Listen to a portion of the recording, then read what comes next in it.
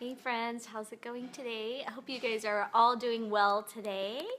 It is a cloudy, overcast morning here, and it's August, it's supposed to be sunny, but I'm sure it'll burn off. It's always like that. But hey, I want to dive right in. This is Julie Hamilton with Life Builders, bringing you simple tips to build a healthy and strong life on. I want to dive right into our decision-making tips for making great decisions easier and faster. Today we're going to be talking, well, let me rewind. Day one was about the most important decision that you make every day, which is your thoughts. Day two was about giving each decision the weight and the resource it deserves.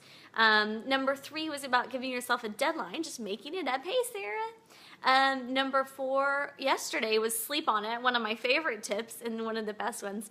And number five today is I want you to begin thinking long term about your decisions. I want you to think about, does this line up with my values long term? For instance, when I was 21, I had moved to New Mexico. Hey, Ashley, I'd moved to New Mexico. So I moved to Napa when I was a senior from Texas.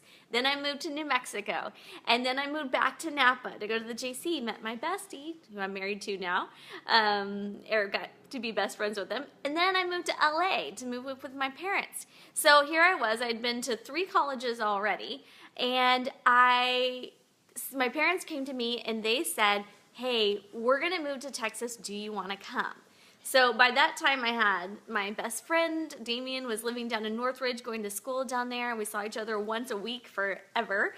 And I had been to 3 colleges. I wanted to finish colleges, and I just knew at that moment, like, no, I don't want to change and go to another college right now. That doesn't line up. That decision did not line up with my long-term goals, all right, of, pursuing a relationship with Damien and graduating college and transferable units and all of that. So that was a quick and easy one, but sometimes we need to consider that we have to look long-term and find out when we're narrowing down the things we want to do. So let's talk about some small decisions that affect your long-term goals. For instance, it's about to get real in here right now because we're going to talk about some stuff.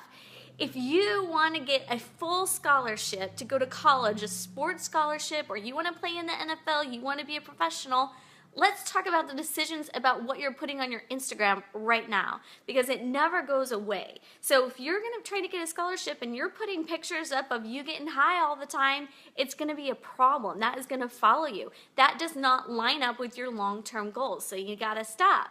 Let's talk about, here's another more real scenario. If your goal is to be married for a long time, let's talk about that decision to flirt with that waitress or that server, that 20-year-old hot server down at the restaurant where you go every day.